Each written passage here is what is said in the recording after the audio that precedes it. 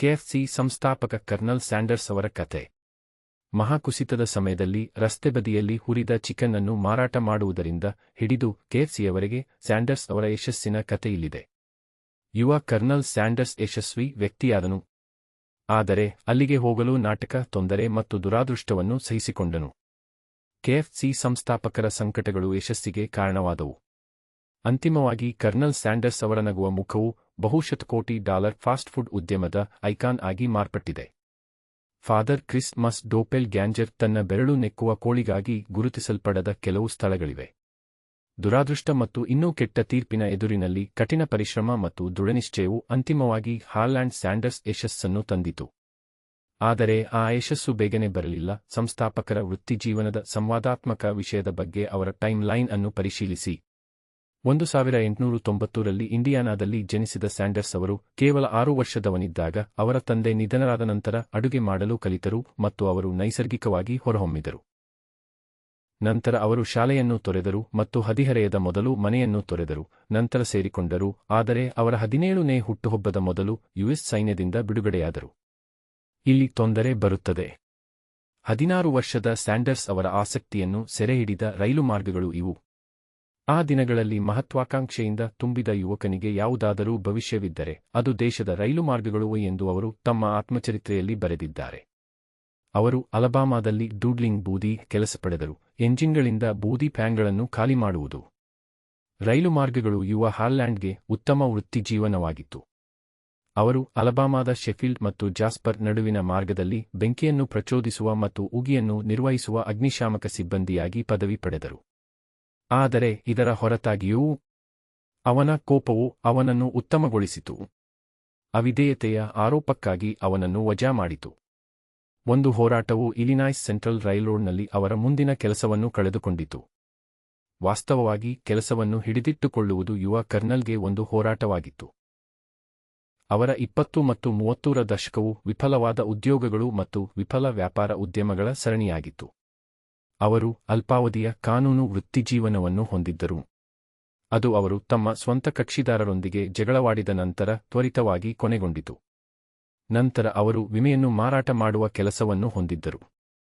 ಆದರೆ ಅದರಿಂದಲೂ ಅವರನ್ನು ವಜಾ ಮಾಡಲಾಯಿತು. ಅವರು ತಮ್ಮ 30ನೇ ವಯಸ್ಸಿನಲ್ಲಿ ತಮ್ಮ ಮೊದಲ ಸ್ಟಾರ್ಟ್ ಅಪ್ ಅನ್ನು ಪ್ರಾರಂಭಿಸಿದರು, ಓಹಿಯೋ ನದಿಯ ಮೇಲೆ ದೋಣಿ ಸೇವೆ. ದುರದೃಷ್ಟವಶಾತ್ ಹತ್ತಿರದಲ್ಲಿ ನಿರ್ಮಿಸಲಾದ ಸೇತುವೆಯು ಅವರ ಸೇವೆಗಳನ್ನು ಅನಗತ್ಯಗೊಳಿಸಿತು. ಅವರ ಮುಂದಿನ ಉದ್ಯಮ, ತೈಲ ದೀಪದ ವ್ಯವಹಾರ, ವಿದ್ಯುತ್ ಗ್ರಾಮೀಣ ಅಮೆರಿಕವನ್ನು ತಲುಪುತ್ತಿದ್ದಂತೆ ವಿಫಲವಾಯಿತು. ಕೆಎಫ್ಸಿ ಸಂಸ್ಥಾಪಕರ 2 ನಿಯಮಗಳು. ವೈಫಲ್ಯಗಳ ಸರಣಿಯು ಸ್ಯಾಂಡರ್ಸ್ ಅವರ ಕಠಿಣ ಪರಿಶ್ರಮದ ಉತ್ಸಾಹವನ್ನು ತಡೆಯಲು ಏನೂ ಮಾಡಲಿಲ್ಲ. ಅವರು ತಮ್ಮ ಆತ್ಮಚರಿತ್ರೆಯಲ್ಲಿ ಹೀಗೆ ಬರೆದಿದ್ದಾರೆ: ನನಗೆ ಕೇವಲ 2 ನಿಯಮಗಳಿವೆ, ನಿಮ್ಮಿಂದ ಸಾಧ್ಯವಾದಷ್ಟು ಮಾಡಿ ಮತ್ತು ನಿಮ್ಮಿಂದ ಸಾಧ್ಯವಾದಷ್ಟು ಉತ್ತಮವಾಗಿ ಮಾಡಿ. 1927ರಲ್ಲಿ ಸ್ಯಾಂಡರ್ಸ್ ಕೆಂಟುಕಿಯ ನಿಕೋಲಸ್ ವಿಲ್ಲೆಯಲ್ಲಿರುವ ಸ್ಟ್ಯಾಂಡರ್ಡ್ ಆಯಿಲ್ ಗ್ಯಾಸ್ ಸ್ಟೇಷನ್ನ ಉಸ್ತುವಾರಿ ವಹಿಸಿಕೊಂಡರು. ಆದರೆ ಮಹಾಕುಸಿತದ ಕುಸಿತದಿಂದಾಗಿ ಅವರು 1930ರಲ್ಲಿ ಮುಚ್ಚಬೇಕಾಯಿತು. ಆದರೆ ಅದರ ವೈಫಲ್ಯದ ಹೊರತಾಗಿಯೂ ಸೇವಾ ಕೇಂದ್ರದ ವ್ಯವಹಾರವು ಕೆಎಫ್ಸಿ ಸಾಮ್ರಾಜ್ಯಕ್ಕೆ ಅಕಾರಣಾಗಿತ್ತು. ಅವರು ಅದೇ ವರ್ಷ ಕೆಂಟುಕಿಯ ಕಾರ್ಬಿನ್ನಲ್ಲಿ ತಮ್ಮ 2ನೇ ಸೇವಾ ಕೇಂದ್ರವನ್ನು ತೆರೆದರು. ಅಲ್ಲಿ ಅವರು ತಮ್ಮ ಮನೆಯಲ್ಲಿ ತಯಾರಿಸಿದ ಕೋಳಿಯನ್ನು ಟ್ರಕ್ ಚಾಲಕರಿಗೆ ಸ್ವಲ್ಪ ಹೆಚ್ಚುವರಿ ಹಣಕ್ಕೆ ಮಾರಾಟ ಮಾಡಲು ಪ್ರಾರಂಭಿಸಿದರು. ಹಿಸುಕಿದ ಆಲೂಗಡ್ಡೆ, ಚಿಕನ್ ಕ್ರ್ಯಾಕ್ಲಿನ್ ಗ್ರೇವಿ ಮತ್ತು ಬಿಸಿ ಬಿಸ್ಕತ್ತುಗಳು ಮತ್ತು ತರಕಾರಿಗಳೊಂದಿಗೆ ನೀವು ಉತ್ತಮ ಹುರಿದ ಚಿಕನ್ ಅನ್ನು ನೀಡಿದರೆ, ನೀವು ಅಮೆರಿಕನ್ ಟೇಬಲ್ ನೀಡಬಹುದಾದ ಅತ್ಯುತ್ತಮವಾದದ್ದನ್ನು ನೀಡುತ್ತಿದ್ದೀರಿ. ಸ್ಯಾಂಡರ್ಸ್ ತಮ್ಮ ಆತ್ಮಚರಿತ್ರೆಯಲ್ಲಿ. ಆದಾಗ್ಯೂ ಮುಂದಿನ ಘರ್ಷಣೆಗಳು ತುಂಬಾ ದೂರವಿರಲಿಲ್ಲ. ಈ ಸಮಯದಲ್ಲಿ ಸ್ಯಾಂಡರ್ಸ್ ಸ್ಥಳೀಯ ಪ್ರತಿಸ್ಪರ್ಧಿ ಮ್ಯಾಟ್ ಸ್ಟೀವರ್ಟ್ ಅವರೊಂದಿಗೆ ಚಿಹ್ನೆಯ ಬಗ್ಗೆ ವಾಗ್ವಾದಕ್ಕೆ ಇಳಿದರು. ಸ್ಟೀವರ್ಟ್ ಸ್ಯಾಂಡರ್ಸ್ ಕಂಪನಿಯ ಮ್ಯಾನೇಜರ್ ಅನ್ನು ಗುಂಡಿಕ್ಕಿ ಕೊಂದನು ಮತ್ತು ಕೊಲೆಗಾಗಿ 18 ವರ್ಷಗಳ ಜೈಲು ಶಿಕ್ಷೆಯನ್ನು ಪಡೆದನು. ದುರಾದೃಷ್ಟದ ಬಕೆಟ್ಗಳು. ಸ್ಯಾಂಡರ್ಸ್ ಕೋರ್ಟ್ ಮತ್ತು ಕೆಫೆ ಯಶಸ್ವಿಯಾಯಿತು. ಸ್ಯಾಂಡರ್ಸ್ ತನ್ನ ಕರ್ನಲ್ಶಿಪ್ ಅನ್ನು ಗಳಿಸಿತು. ಗವರ್ನರ್ ರೂಬಿ ಲಾಫೂನ್ ಅವರನ್ನು 1935ರಲ್ಲಿ ಕೆಂಟುಕಿ ಕರ್ನಲ್ ಆಗಿ ನೇಮಿಸಿದರು. ಆದರೆ ಈ ಉನ್ನತ ಹಂತದ ಹೊರತಾಗಿಯೂ ದುರಾದೃಷ್ಟವು ಉರುಳುತ್ತಲೇ ಇತ್ತು. 49ನೇ ವಯಸ್ಸಿನಲ್ಲಿ ಸ್ಯಾಂಡರ್ಸ್ ಮೋಟೆಲ್ ಅನ್ನು ಖರೀದಿಸಿದರು. ಆದರೆ 2ನೇ ಮಹಾಯುದ್ಧದ ಪ್ರಾರಂಭದ ನಂತರ ಅದನ್ನು ಮಾರಾಟ ಮಾಡಬೇಕಾಯಿತು. ಇದು ಪ್ರವಾಸಿ ವ್ಯಾಪಾರಕ್ಕೆ ಪಾವತಿಸಿತು. ಅಷ್ಟೇ ಅಲ್ಲ, ಸ್ಯಾಂಡರ್ಸ್ ಕೋರ್ಟ್ ಮತ್ತು ಕೆಫೆ ನವೆಂಬರ್ 1939ರಲ್ಲಿ ಸುಟ್ಟುಹೋಯಿತು. ಯಾವಾಗಲೂ ಸ್ಥಿತಿಸ್ಥಾಪಕ ಸ್ಯಾಂಡರ್ಸ್ ಅದನ್ನು ಒಂದು ಅವಕಾಶವಾಗಿ ಬಳಸಿಕೊಂಡರು, ರೆಸ್ಟೋರೆಂಟ್ ಅನ್ನು ಪುನರ್ನಿರ್ಮಿಸಿದರು. ಅದನ್ನು ದೊಡ್ಡದಾಗಿ ಮಾಡಿದರು ಮತ್ತು ಅಡುಗೆಯನ್ನು ವೇಗಗೊಳಿಸಲು ಅವರ ಕೋಳಿಯನ್ನು ಒತ್ತಡ ಹುರಿಯಲು ಪ್ರಾರಂಭಿಸಿದರು. ಈ ತಂತ್ರವು ಅವರ ಭವಿಷ್ಯದ ಚಿಕನ್ ಫ್ರಾಂಚೈಸ್ನ ಪ್ರಮುಖ ಭಾಗವಾಗಬೇಕಿತ್ತು. ಆದಾಗ್ಯೂ, ಹೌದು, ಮತ್ತೊಂದು ಹಿನ್ನಡೆ. 1956ರಲ್ಲಿ ಅವರ ಸೇವಾ ಕೇಂದ್ರವನ್ನು ಬೈಪಾಸ್ ಮಾಡುವ ಹೊಸ ಹೆದ್ದಾರಿಯನ್ನು ಪ್ರಾರಂಭಿಸಲಾಯಿತು. ಸ್ಯಾಂಡರ್ಸ್ ಮಾರಾಟ ಮಾಡಿದರು ಮತ್ತು ಅವರ ಹೆಸರಿಗೆ ತಿಂಗಳಿಗೆ 105 ಸಾಮಾಜಿಕ ಭದ್ರತಾ ಚೆಕ್ಗಿಂತ ಸ್ವಲ್ಪ ಹೆಚ್ಚು ಯಶಸ್ಸಿನ ಕೊನೆಯ ಪ್ರಯತ್ನವನ್ನು ಮಾಡಿದರು. ಅವರು ತಮ್ಮ 60ರ ಹರೆಯದಲ್ಲಿದ್ದರು. ಅವರು ಕೆಲವು ವರ್ಷಗಳ ಹಿಂದೆ 1952ರಲ್ಲಿ ಉತಾನ ಸಾಲ್ಟ್ ಲೇಕ್ ಸಿಟಿಯಲ್ಲಿ ತಮ್ಮ ಮೊದಲ ಕೆಂಟುಕಿ ಫ್ರೈಡ್ ಚಿಕನ್ ಫ್ರಾಂಚೈಸ್ ಅನ್ನು ಪಡೆದಿದ್ದರು. ಸ್ಯಾಂಡರ್ಸ್ ಪಟ್ಟಣದ ಮೂಲಕ ಹಾದುಹೋಗುತ್ತಿದ್ದಾಗ ಅವರು ಪರಿಚಯಸ್ಥ ಪೀಟ್ ಹರ್ಮನ್ ಒಡೆತನದ ಬರ್ಗರ್ ಜಾಯಿಂಟ್ನಲ್ಲಿ ನಿಂತು ಹರ್ಮನ್ ಮತ್ತು ಅವರ ಕುಟುಂಬಕ್ಕಾಗಿ ತಮ್ಮ ವಿಶೇಷ ಪಾಕವಿಧಾನ ಚಿಕನ್ ಅನ್ನು ಬೇಯಿಸಿದರು. ಹರ್ಮನ್ ಅದನ್ನು ತುಂಬಾ ಇಷ್ಟಪಟ್ಟರು, ಅವರು ಅದನ್ನು ತಮ್ಮ ಊಟದ ದಿನಗಳಲ್ಲಿ ಪ್ರಯತ್ನಿಸಿದರು ಮತ್ತು ಅದು ಅವರ ಮೆನುವಿನಲ್ಲಿ ಒಂದು ಸ್ಥಿರವಾಯಿತು. ಕೊನೆಗೂ ಯಶಸ್ಸು. 1956ರಲ್ಲಿ ಮತ್ತು ನಿವೃತ್ತಿ ನಿಧಿಯ ಅಗತ್ಯವಿದ್ದರಿಂದ ಕರ್ನಲ್ ಫ್ರಾಂಚೈಸಿಗಳ ಹುಡುಕಾಟದಲ್ಲಿ ರಸ್ತೆಗೆ ಹೊಡೆದರು. ಅವರ ರಹಸ್ಯ ಮಸಾಲೆ ಮಿಶ್ರಣ ಮತ್ತು ಪೇಟೆಂಟ್ ಪಡೆದ ಒತ್ತಡ ಅಡುಗೆ ತಂತ್ರವನ್ನು ಮಾರಾಟ ಮಾಡಿದರು. ಅದು ಹೊರಟು ಹೋಯಿತು. ಸ್ಯಾಂಡರ್ಸ್ ಅಡುಗೆ ಸಿಬ್ಬಂದಿಗೆ ವ್ಯಾಪಾರದ ತಂತ್ರಗಳನ್ನು ಕಲಿಸಿದರು ಮತ್ತು ರೆಸ್ಟೋರೆಂಟ್ಗಳು ಅವರು ಮಾರಾಟ ಮಾಡಿದ ಪ್ರತಿ ಹಕ್ಕಿಗೆ 5 ಪಾವತಿಸಿದರು. ಅವರು ಅದೇ ವರ್ಷ ಕೆಂಟುಕಿಯ ಕಾರ್ಬಿನ್ನಲ್ಲಿ ತಮ್ಮ 2ನೇ ಸೇವಾ ಕೇಂದ್ರವನ್ನು ತೆರೆದರು.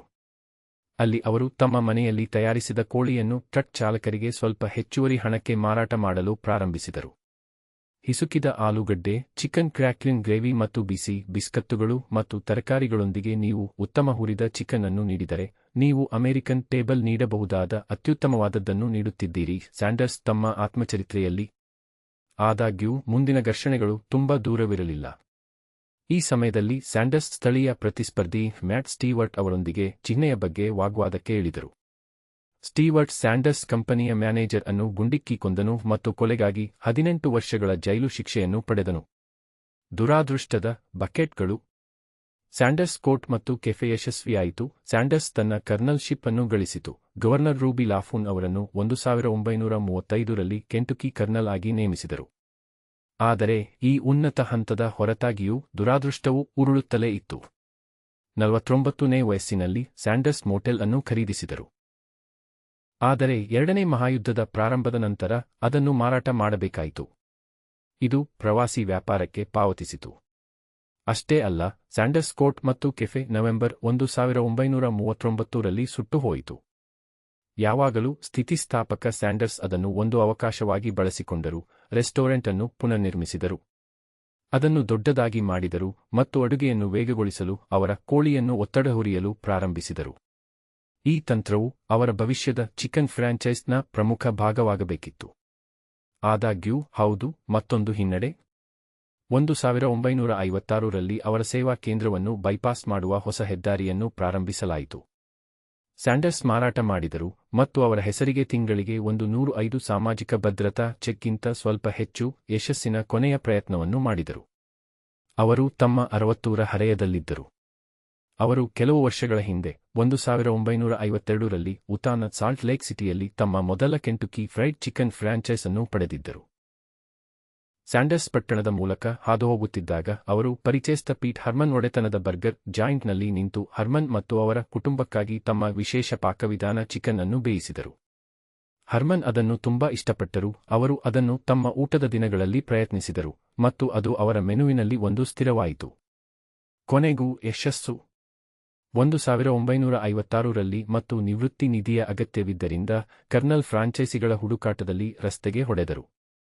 ಅವರ ರಹಸ್ಯ ಮಸಾಲೆ ಮಿಶ್ರಣ ಮತ್ತು ಪೇಟೆಂಟ್ ಪಡೆದ ಒತ್ತಡ ಅಡುಗೆ ತಂತ್ರವನ್ನು ಮಾರಾಟ ಮಾಡಿದರು. ಅದು ಹೊರಟು ಹೋಯಿತು. ಸ್ಯಾಂಡರ್ಸ್ ಅಡುಗೆ ಸಿಬ್ಬಂದಿಗೆ ವ್ಯಾಪಾರದ ತಂತ್ರಗಳನ್ನು ಕಲಿಸಿದರು ಮತ್ತು ರೆಸ್ಟೋರೆಂಟ್ಗಳು ಅವರು ಮಾರಾಟ ಮಾಡಿದ ಪ್ರತಿ ಹಕ್ಕಿಗೆ 5 ಪಾವತಿಸಿದರು. ನಿಮಗೆ ಈ ವಿಡಿಯೋ ಇಷ್ಟ ಆಗಿದ್ದರೆ ದಯವಿಟ್ಟು ನಮ್ಮ ಚಾನೆಲ್ ಅನ್ನು ಸಬ್ಸ್ಕ್ರೈಬ್ ಮಾಡಿಕೊಳ್ಳಿ.